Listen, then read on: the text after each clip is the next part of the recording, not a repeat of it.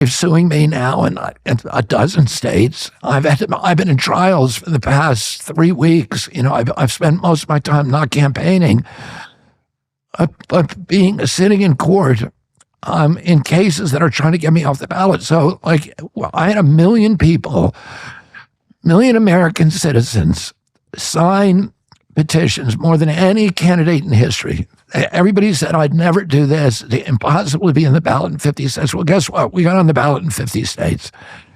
And we did it by getting 1 million citizens to sign petitions saying that they wanted to vote for me.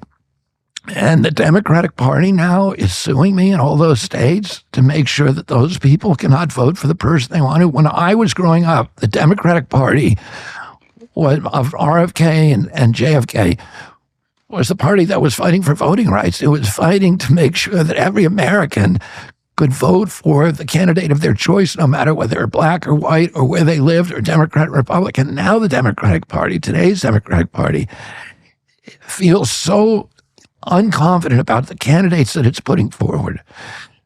And it feels the only way it can win the election is by getting rid of the opponents.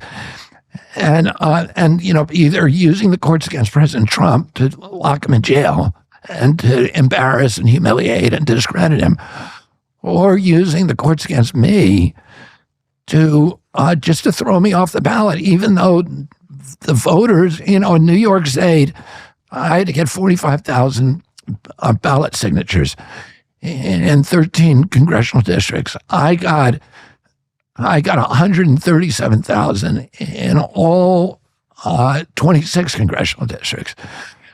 I did twice when anybody wanted, and we did it easily because people wanted to see me on the ballot. New Yorkers wanted to see me on the ballot.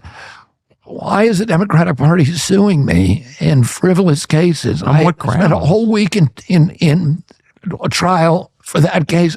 For 2 cases they brought, and another week in another trial for another case. And you had to pay for this? It's costing me $10 million to defend myself